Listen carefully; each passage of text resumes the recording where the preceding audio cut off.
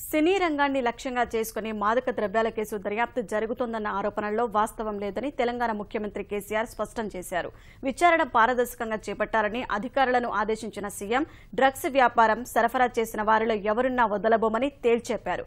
మాదక ద్రవ్యాలతో పాటు పేకాట, గుడుంబ, హుక్కా, కల్తీ, నకిలీ వంటి సామాజిక రుగ్మతలను తరిమికొడతామని పేర్కొన్నారు.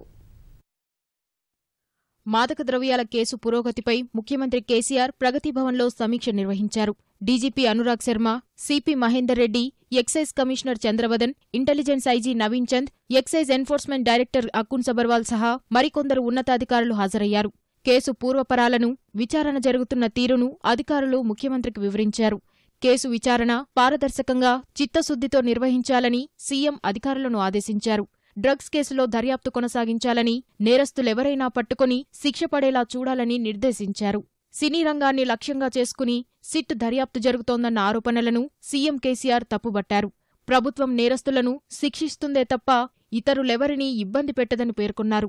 కొంతమంది సినీ ప్రముఖులతో పాటు ఇతరులు కూడా డ్రగ్స్ వాడుతున్నట్లు ప్రభుత్వం దృష్టికి వచ్చిందని తెలిపారు. డ్రగ్స్ వాడుతున్నట్లు సమాచారం వచ్చిన 12 మంది సినీ ప్రముఖులను గుర్తించి విచారణ జరుపుతున్నామని వివరించారు. డ్రగ్స్ సరఫరా వ్యాపారంలో ఎవరున్నా వదలబోమని కేసీఆర్ స్పష్టం చేశారు. సినీ ప్రముఖుల విచారణలో అనేక వివరాలు తెలుస్తున్నాయని పేర్కొన్నారు. సినీ రంగానికి చెందిన 12 మందితో పాటు మరో 27 మందిని విచారించినట్లుగా వెల్లడించారు. వారు చెప్పిన విషయాల ఆధారంగానే విచారణ జరుగుతోందని తెలిపారు. ఈ కేసులో 2 విదేశీయులతో పాటు 22 మందిని అరెస్టు చేశామని స్పష్టం చేశారు. డ్రగ్స్ వ్యాపారంలో భాగస్వామ్యులైన వారిని, సరఫరా చేస్తున్న వారిని నేరస్తులుగా పరిగణిస్తామని తెలిపారు. Spain, Thailand, Portugal, Nigeria, Netherlands, Colombia లాంటి దేశాల నుంచి డ్రగ్స్ వస్తోందని కేసీఆర్ వ్యాఖ్యానించారు.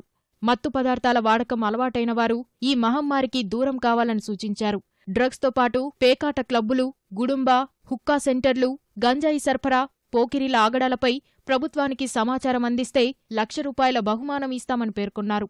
వారి పేర్లను గోప్యంగా ఉంచుతామని తెలిపారు. దేశవ్యాప్తంగా డ్రగ్స్ సరఫరా ఎక్కువగా జరిగే రాష్ట్రాల జాబితాలో తెలంగాణ లేదని పేర్కొన్నారు. డ్రగ్స్ సహా పేకాట, గుడుంబ, హుక్కా, కల్తీ, నకిలీ వంటి సామాజిక రుగ్మతలను తరిమికొడతామని స్పష్టం చేశారు.